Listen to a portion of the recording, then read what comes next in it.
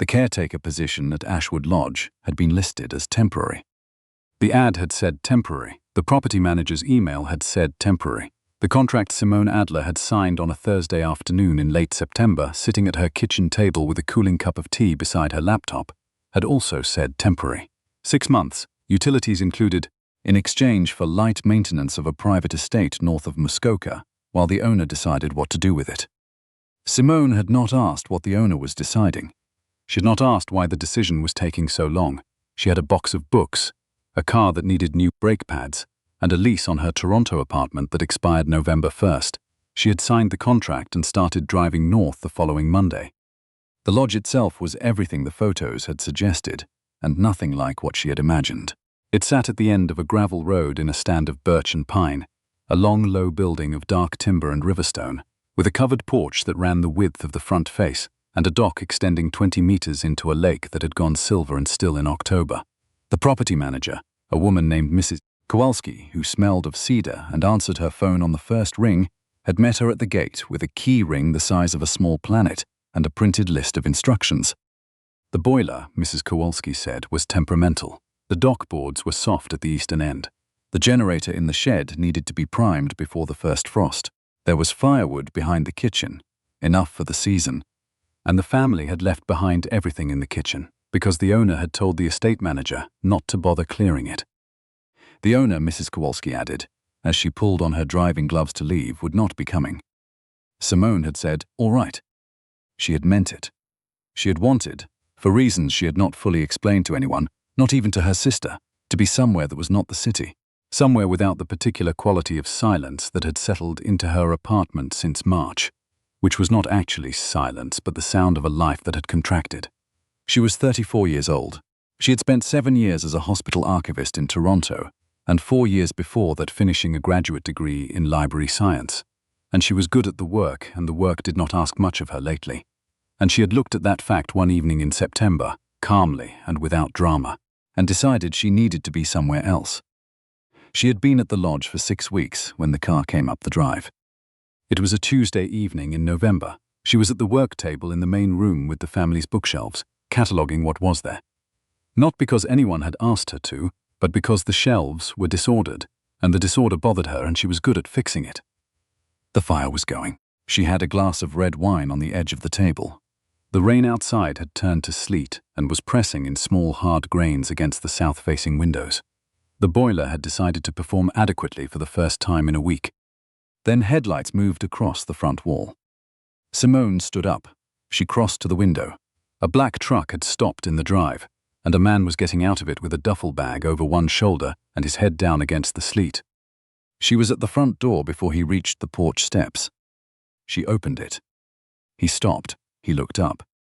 He was perhaps 40 tall, in a dark canvas jacket that was doing him no favors against the weather, with the kind of face that had been angular once and had since acquired a quality of bluntness.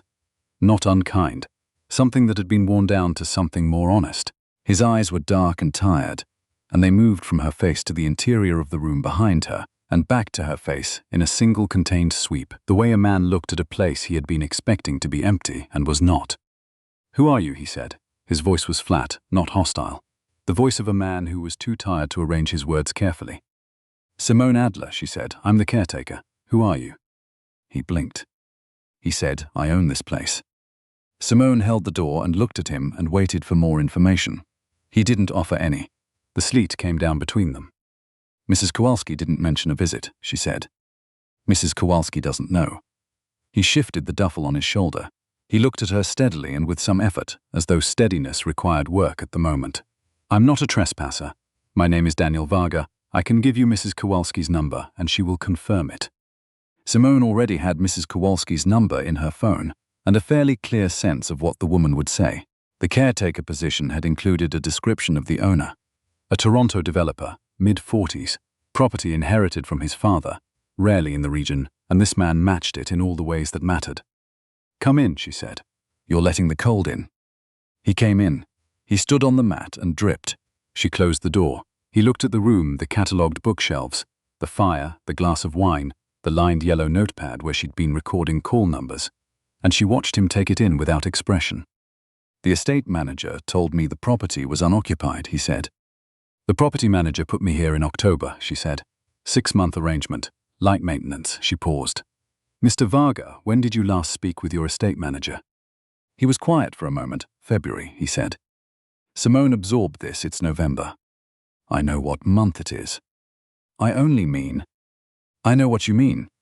He set the duffel down on the floor. He pressed his hands against his face briefly, a gesture that was so unguarded for a man who otherwise seemed determined to be contained that she looked away to give him the privacy of it. I'm sorry, that was. He stopped. He lowered his hands. I was not expecting anyone to be here. That's apparent. Are you always this direct? When someone calls me, who are you at my own front door? Yes, she said. Would you like something warm to drink? You look like you drove a long way. He had. He had driven from Toronto in 4 hours through weather that had been worsening since Kingston. He sat at the kitchen table, which was her kitchen table for the next several months, and she put the kettle on and did not ask him any of the questions she had, and he sat with his coat still on for the first 3 minutes before he seemed to remember that he was indoors. The lodge had 2 bedrooms. She told him this. She told him that the larger one on the north side had better insulation, and she had taken the smaller one on the south because the south window had a view of the lake she was not willing to give up, but that the north room was fully made up. He said he would take it. She said all right. She told him the boiler ran better if you didn't touch the middle valve. She told him the dock was soft on the eastern end. She said the coffee in the cabinet was hers, but she didn't mind sharing, and the bread in the bread box was from the bakery in town, and she bought it on Wednesdays, and there would be more on Wednesday. She didn't know why she said that last part. He looked at her across the kitchen, with the kettle beginning to hiss on the back element, and the overhead light making the tiredness in his face exact, and he said, I'm not going to put you out. I know, Simone said, I have a contract. He made a sound that was almost a laugh. You're going to say that a lot, aren't you? Only as often as necessary, she said. She set a mug in front of him. Drink it. The cabin gets cold if the fire drops and I need to go add a log. He looked at the mug. He looked at her. He picked it up. She went to add the log. That was the first night. Daniel Varga had inherited Ashwood Lodge from his father 3 years ago, and he had not come back since the week after the funeral, when he had sat on the dock for 2 hours in the rain and driven home, and told himself he would deal with it later. He had been dealing with things later for a long time. He ran a construction and development company with 400 employees and contracts across southern Ontario, and had been, before March, the kind of man who answered emails at midnight, and thought this was a reasonable way to live. In March, his business partner of 11 years had defrauded the company of $4 million. The partner's name was Glenn Forsyth, and he was presently on the other side of a legal process that was consuming everything. Daniel had spent 7 months in conference rooms with lawyers and forensic accountants and a board of directors asking careful, terrible questions. He had also spent those 7 months not thinking about his father's lodge, not thinking about the letter his father had sent him 3 weeks before he died that Daniel had read once and not been able to open again, not thinking about a great many things he had been putting off, thinking about for longer than he could calculate. He had woken up the previous Monday with the clear sense that if he stayed in the city another week, he would do something he could not take back, though he could not have said precisely what. He had packed a bag. He had told no one where he was going, because he had not known he was going until he was already on the highway, with the truck pointed north and the radio off. He had not thought about the caretaker. He had evidently not thought about many things. Simone Adler was a fact he had not anticipated and could not, he found, immediately categorize. She was not what he would have pictured if he had pictured anything. She had short dark hair and a practical manner, and the sort of stillness that read at first as reserve and turned out, over the first 2 days, to be something more like precision. She did not speak unnecessarily. She did not seem bothered by the fact of his presence, which he appreciated, because the alternative would have made the situation impossible. She moved through the lodge with the ease of someone who had made herself at home in it, which she had, and which he found he did not mind, which surprised him. He stayed in the north room. She stayed in the south. They were polite in the mornings in a way that required no performance. She was up at 6:30. He heard it through the wall, the soft step in the hallway, the click of the bathroom door, the eventual small settling of boots on the kitchen floor. The coffee was made by the time he came out. She had not made it for him. She made coffee in a stovetop pot, and made the full pot because she always made the full pot. And if he poured himself a cup, she registered this with the same expression she registered everything, which was no particular expression at all. He found, on the third morning, that he had begun waking up earlier so that he would not miss the coffee. He did not think about this. On the fourth day, he asked her what she was cataloguing on the shelves. She told him. She told him in the specific, orderly way she told him everything, that the bookshelves had been arranged with no apparent system, that she had gone through and sorted by subject, and then by publication date within subject, that she was working backwards through the shelves, because the left side was the most disordered, and that she had found 3 books that appeared to be signed first editions, which she had set aside on the side table and would like to ask him about. He went and looked at the 3 books. One of them was a collection of Canadian poetry that he recognized. His father had been inordinately proud of it. He had bought it from a second-hand store in Huntsville and claimed for years that he had discovered it. Daniel picked it up. He put it back. "My father collected them," he said, "the signed ones." Simone looked at him from across the room. She didn't say she was sorry. She didn't say anything. She made a small notation in her notepad and moved down the shelf. And he stood for a moment with his hand still half extended toward the book, and then he went into the kitchen and did the dishes, which was the only task he had been able to think of. She came in 20 minutes later and made more coffee, even though the pot from that morning was still half full, and she put a mug of it on the counter near his elbow without saying anything. He drank it. It was very good coffee.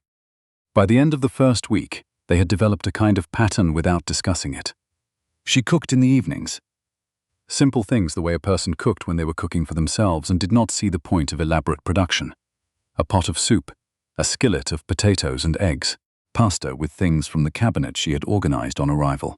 She set the table for 2 without ceremony, in the way she did everything, as though it were simply the sensible arrangement. He washed up afterward. He did it without being asked, with his sleeves rolled up at the small deep sink, and afterward leaned against the counter with a dish towel over his shoulder and a look on his face that was, Simone noted, the most unclenched she had seen him. They ate without speaking most nights. It was not an uncomfortable silence. It was the silence of 2 people who had both, for different reasons, found that silence was the thing they were most urgently missing. The fire talked, the sleet or wind or the dark Canadian stillness pressed against the windows. The boiler ticked in the crawl space below. On the 6th night he said, "What did you do before this?" She told him, "Hospital archives in Toronto, 7 years." He said, "Why did you leave?" She was quiet a moment. "I didn't leave. I took a leave of absence." She moved her fork across the edge of her bowl. "I needed to be somewhere I could hear myself think." He looked at her. "The same," he said. "Is that what you came here for?" He said yes, and then he said nothing else for a while, and she did not push it, and the fire settled, and he got up and added 2 logs, and when he came back to the table he said, "My father died 3 years ago. I haven't been back since the funeral." "I know," she said. He looked at her. "Mrs. Kowalski mentioned it." She met his eyes. "I'm sorry about your father." He nodded. He picked up his fork. "He didn't eat anything," he said. "He left me a letter. With the will, I've read the first paragraph 4 times. She said. "That's all you're going to say? What would you like me to say?" He thought about it. "I don't know." He set the fork down again. "Nothing, probably." "Then nothing," Simone said, and got up to clear the plates. He watched her cross to the sink and thought that in 11 months of legal proceedings and 2 marriages, his own, long over, and his partner's, which had made everything worse in ways he was still passing, he had not had a conversation that left him feeling this oddly settled. He considered this for a moment. Then he carried his own bowl to the sink. "You don't have to do that," she said. "I know," he said. He stood beside her at the sink, and they washed up without speaking, and he did not feel the need to speak, and she did not seem to require it, and that was the 6th night. In the 2nd week, the boiler failed entirely. It chose to do this on a Friday night, which Simone noted was consistent with the general character of the boiler, which she had described in her maintenance log as passive-aggressive. The temperature in the lodge dropped. She had extra blankets. She brought the wood supply in from behind the kitchen. She and Daniel spent most of that Saturday keeping 3 things on fire simultaneously: the main room hearth, the kitchen stove, and a small iron wood stove in the hall that she had not been sure was functional until that morning. The repairman came on Monday. In the interval, they drank a great deal of tea and played cards at the kitchen table in their coats. He was a terrible card player, she told him so. He said he disagreed and lost the next 3 hands. She won $5 Canadian from him over the course of Saturday afternoon, and he paid it in 2 toonies and a loonie, because that was all the change he had, and she put it in the blue ceramic mug on the kitchen shelf, where she kept what she privately thought of as the Minor Satisfactions Fund. He saw her do it. "How much is in there?" he said. "Not enough," she said. He almost smiled. She saw the precise moment he chose not to, and then the moment 2 seconds later when he let it happen anyway. It was a good smile, not the polished kind, the kind that cost something. By the 3rd week, Simone had begun to understand what kind of man Daniel Varga was, when he was not the version of himself he had been running on for the past year. He woke up earlier each morning. He had started, without mentioning it, to split wood in the late afternoons. Not because it was necessary, they had enough, but because it was a thing to do with his hands. She saw him from the south window in the cold, with an unhurried, systematic quality that was different from the controlled efficiency he wore in the mornings when he was on his phone with his lawyers. That efficiency was armor. The man at the woodpile was something else. He had begun to read in the evenings. He'd taken a novel from the shelf. She'd noted which one, a Marian Engel she had catalogued in week 2, and he read it at the kitchen table after dinner, with one hand around a mug and the look on his face of a person discovering that a part of themselves had not died but gone very quiet. On the 22nd night, she asked him what he was reading. He told her. He said she was Canadian. He said it the way a man said something he'd only just found out and was deciding how to feel about it. "She was," Simone said. "I wrote a paper on her in 2nd year." He looked up. "You liked her?" "I did, I do." She turned back to the shelf she was working on. She wrote about complicated women in complicated circumstances and didn't apologize for either. He was quiet. Then he said, my ex-wife, used to say I read like a man looking for a loophole." Simone turned to look at him. "Are you?" "Maybe," he said. "Or I was." He looked down at the page. "I don't think I'm looking for one tonight." She went back to the shelf. The fire moved. Outside, the ice on the lake had begun to set, and the stillness on that side of the lodge was the particular stillness of Canadian winter, which was not empty but full of a quiet so old and steady it felt almost structural, like a 4th wall of the building. She was reading personal essays, Daniel said after a while. He wasn't looking at her. He was still looking at the book. "My daughter. She's 9. She's writing one for school." He paused. "About the drive up here. She doesn't know I'm here." Simone turned around. "Your daughter doesn't know where you are." "My ex-wife knows. The kids are with her this month." He set the book down. "She's writing an essay about the drive up to Muskoka in August. She asked me before I left if I had any other good memories of this place." He stopped. "What did you tell her?" Simone said.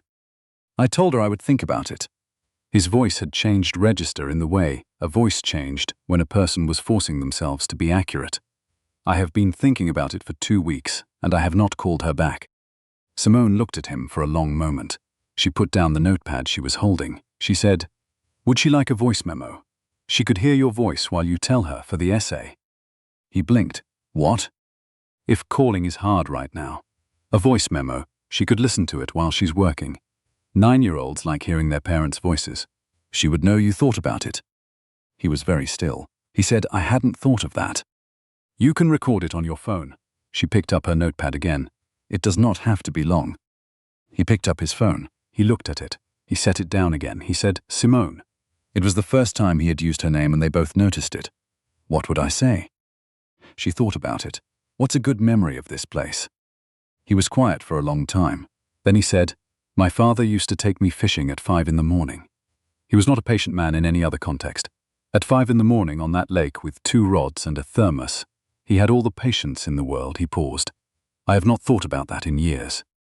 "That," Simone said, "tell her that." He picked up his phone. He stood up from the table. He walked to the south window, facing the dark lake, and she heard him begin to speak in a low, careful voice to a memo he would send to his daughter. And she went back to cataloguing, and the fire did what fires did, and neither of them said anything else about it. That was the night she began to understand that whatever she had come to Ashwood Lodge to find, it was not what she had been expecting. In the 4th week, the woman from the magazine arrived. Her name was Ingrid Foss, and she was a journalist who covered development and real estate for a national business publication, and she had driven up from the city with a press pass and a specific interest in a story she described to Mrs. Kowalski, who had called Simone, who had told Daniel, as a story about the Forsyth fraud and its impact on Varga construction. Daniel was in the kitchen when Simone told him. He was standing at the counter with a mug in both hands, and the morning light behind him, and the look of a man who had been, for the first time in many months, managing to breathe. He said, "How did she find me?" Simone said she didn't know. She said the journalist was at the gate and had asked to come up. He said, "Tell her no." Simone said all right. She went out and told Ingrid Foss that Mr. Varga was not available and was not expected to become available, and that if Miss Foss left her card she would pass it along. Miss Foss pointed out that she had driven 3 hours. Simone said she understood that and was sorry for the inconvenience. Miss Foss asked if Simone was a spokesperson for Varga Construction.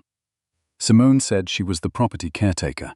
Miss Foss looked at the lodge, and then at Simone, and then said that she would need to speak with Mr. Varga personally about an allegation that was going to print regardless. Simone said that she understood. She said that the matter of what went to print was something Mr. Varga's lawyers would be better positioned to address, and that she could provide a general number for his firm if that would be helpful. She offered this in the tone of a woman who has spent 7 years managing the archival records of a major hospital, specific, calm, and entirely without performance. Ingrid Foss looked at her for a moment. She took the number. She left. Inside, Daniel had put on his coat and was standing at the south window watching the journalist's car reverse down the gravel drive. "What did she say?" he asked. Simone told him verbatim. He was quiet, then he said, "You offered her the firm's general line. She was going to print something regardless. Better she talk to the communications team than stand at the gate." Simone crossed to the kitchen and put the kettle on. "It is not a guarantee. She may print whatever she intends to print." "I know." He turned from the window. He was looking at her with an expression she had begun to recognize, the one where the controlled exterior had been briefly exceeded by something honest. That was very well done. It was basic archival logic, she said. Route the inquiry to the correct department and document the chain. "That," he said, "is not how most people would have handled it." "Most people," Simone said, "are not hospital archivists." She poured the water. "It's going to be a cold afternoon. The front's coming in from the north."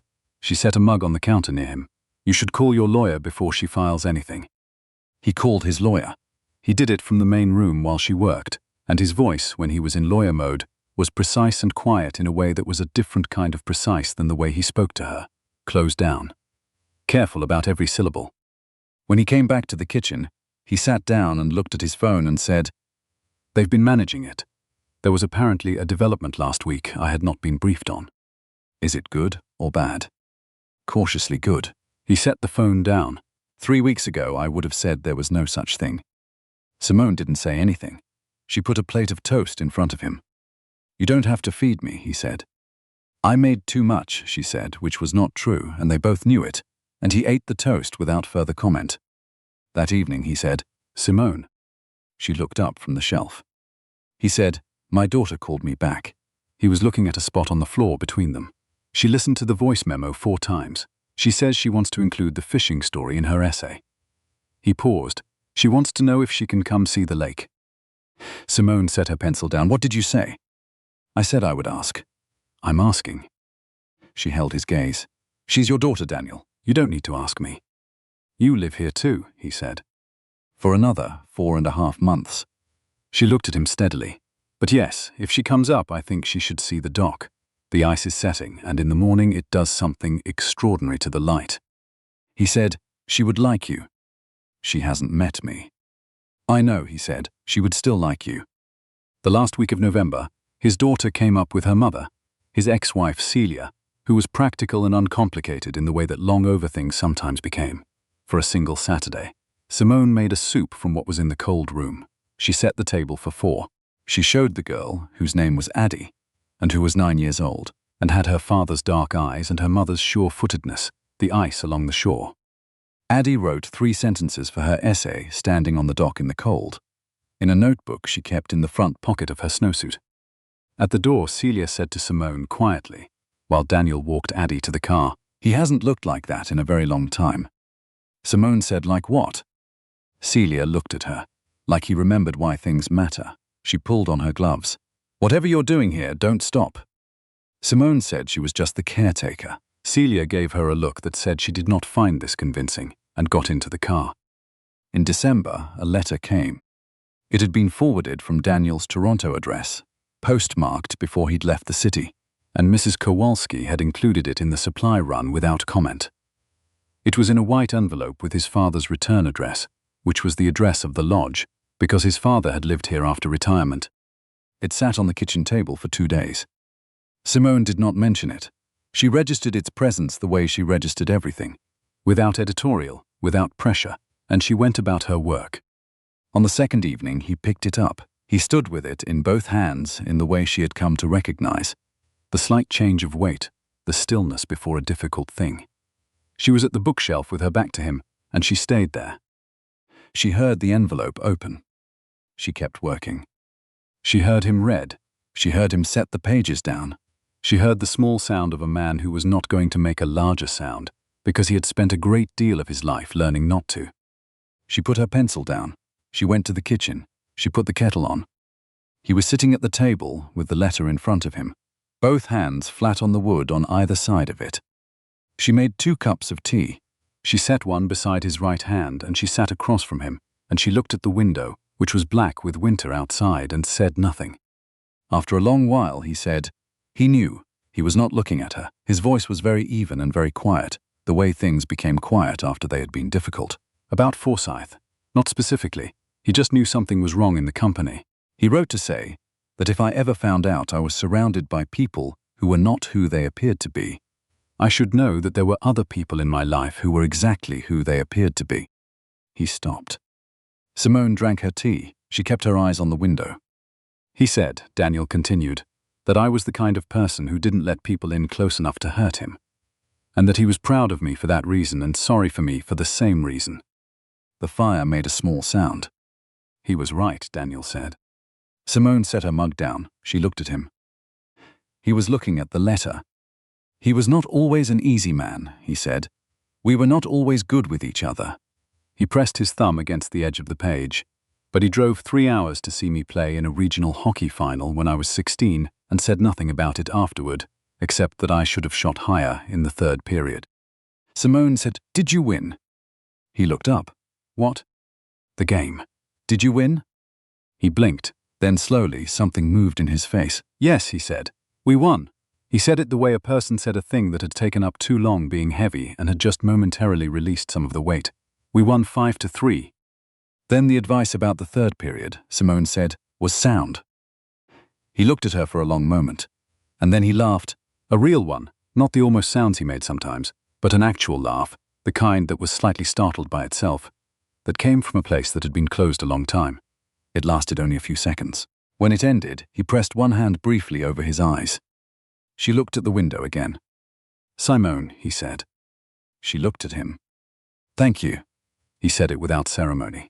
He meant more than he said, and they both understood that, and neither of them required elaboration. She nodded. She drank her tea. Later that night, she wrote to her sister for the first time in 6 weeks, a long email that did not say what she had perhaps begun to feel, because she did not yet know what to do with it, but said that she was all right, that the lodge was extraordinary in winter, that the lake at dawn was something she had not expected, that she was glad she came. Her sister wrote back at midnight, The fact that you emailed makes me think something actually happened. You can call me when you're ready. Simone read this 3 times. She closed her laptop. She listened to the wind against the south window and the fire in the main room, and faintly the sound of Daniel in the north bedroom turning a page. In January, the company's lawyers sent word that the civil case against Glenn Forsyth had reached a settlement in principle. The amount was not everything, but it was significant, and the board had voted unanimously to retain Daniel as CEO. He told her on a Tuesday morning over coffee, with his coat still on from a walk he'd taken at 7 in the freezing rain, and he said it with the look of a man who had expected relief and was surprised to find it accompanied by something more complicated. "Are you going back?" she said. He looked at her. "I have to, eventually." "That's not what I asked." He set his mug down. He looked at the south window where the lake was white and perfectly still under a pale grey sky. "My lease on the lodge," he stopped. Simone waited. "The caretaker arrangement is through April," he said. "Yes." "After April," he stopped again. He turned to look at her with the direct, contained look that meant he was going to say something true. "I haven't been back to Toronto in 8 weeks, and I have spent those 8 weeks sleeping more than I have in 3 years, and reading books, and playing cards badly, and losing money to a hospital archivist, and I have not once woken up at 3 in the morning, thinking about something I forgot to do." Simone was very still. "I think this place saved my life," he said. "I think I might be overstating it. I think I'm not." "You're not," she said quietly. "The lodge needs a proper caretaker long-term," he said. "Someone who knows the boiler." He paused. "I'm offering the position permanently, with a proper salary and a contract that isn't temporary." Another pause. "And I'm asking you, separately from the contract, if you would like to stay." Simone looked at him. She looked at the south window. She looked at the shelf of catalogued books and the blue ceramic mug on the shelf with $5 and some change in it. She said, "There are conditions." He said, "Name them." "I set the terms of the archive work. That's mine to do as I see fit." "Yes." "I continue to have use of the south bedroom." "The south bedroom was always yours." "And you stop apologizing," she said, "for the things you do for me. You've apologized for the toast twice and for the firewood once, and you are not required to apologize for being decent." He was very quiet. He said, "All right." She said, "Then yes." She stood up and took both mugs to the sink. "Now you should call your daughter. She'll want to know you're staying." He called his daughter. She could hear Addie's voice through the phone from across the kitchen, bright and specific and certain, the way 9-year-olds were when something they had been hoping for had come true. Daniel stood at the south window with the phone to his ear, and his hand resting on the glass and his eyes on the frozen lake, and his face in that moment was entirely legible. He was a son who had finally read the letter. He was a father who had made the call. He was a man who had walked into a lodge he had been avoiding for 3 years, and found it occupied by someone who had made him a cup of tea and told him to drink it before it went cold, and had not made a single assumption about who he was until he showed her, which had taken some time, and had been worth the wait. When he hung up, Simone had gone back to the shelf. He stood in the kitchen for a moment, looking at her. He said her name. She answered without turning around. He said, "My father would have." He tried again. "He would have found you very difficult to categorize." She set a book in its place. Most people do. "He would have liked that," Daniel said, enormously. She turned then and looked at him. The afternoon light was doing something particular to the south window, the low January gold of it coming through the birch trees in long, slow bars across the wooden floor. The fire in the main room was steady. The lodge was warm for the first time all day. The Minor Satisfactions mug on the shelf caught the light on its rim. She said, "I know." She turned back to the shelf. "The soup will be ready in an hour." He sat back down at the table. He picked up the Marian Engel. He opened it to where he had left off. Outside, the lake held its winter stillness, and the birches stood in their white rows, and somewhere on the road at the end of the gravel, drive a car past, slow and ordinary, going somewhere, and the lodge on the lake was warm with 2 people in it reading, the fire doing what fires do, the kettle cooling on the back element, and the long Canadian winter pressing gently in at every window and finding no way through. There's a moment in this story that I keep coming back to. It's not the dramatic one. It's not the journalist at the gate, or the letter from the father, or even the night. Daniel finally laughed at something that had been heavy for a very long time. It's the moment when Simone puts a mug of coffee on the counter near his elbow. She doesn't hand it to him. She doesn't say anything. She just sets it down where he can reach it and goes back to what she was doing. That's it. That's the whole thing, really. I think about how easy it would have been for either of them to make that situation into something it wasn't. Daniel could have leaned on his ownership of the property to make Simone feel small. Simone could have been defensive, or resentful, or performed a helplessness she didn't feel to make him more comfortable. Instead, they were both just honest about what the situation was, and they let it be what it was, and something real grew out of that. That's not luck. That's a choice. It's a choice both of them had to make more than once, in small ways, every single day. What strikes me about Simone is that her steadiness isn't passive. She's not just waiting things out. She routes the journalist to the communications team because she understands how systems work and she's not rattled by pressure. She tells Daniel to call his daughter and offers him a way to do it that he hadn't thought of, because she's paying attention. She keeps the fire going, literally and otherwise, not because it's required of her, but because she's a person who does the thing that needs doing and doesn't ask for acknowledgement about it. That kind of clear-eyed, practical care, not dramatic, not showy, just present, is rarer than we pretend it is. And Daniel, he's a man who has spent years being competent in ways that cost him everything else. He knows how to run a company, manage a crisis, get through a board meeting. What he's lost is the capacity to be in a room without it meaning something, without it being transactional. The lodge gives him space to just exist for a while, and Simone, without ever making a project of him, gives him a model of what it looks like to live without armor on.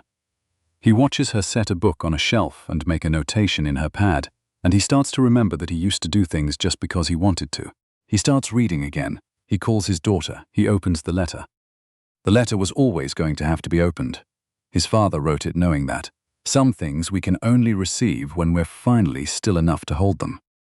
I think there's something worth sitting with here, which is that the people who help us most are often not the people trying to help us.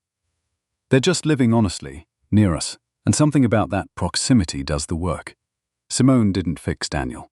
She just refused to be diminished by circumstances that weren't her fault, and she refused to pretend things were fine when they weren't, and she was curious about him without needing anything from him. That's its own kind of strength. The quiet kind that doesn't announce itself. And what he gave her in return, without knowing he was giving it, was proof that her way of being in the world was worth something. That paying attention, showing up, doing the unglamorous work of caring for a place and its history, mattered. Sometimes we need someone to witness our ordinary life before we can believe it's enough. The kettle at the end is the same kettle as the beginning, but nothing else is.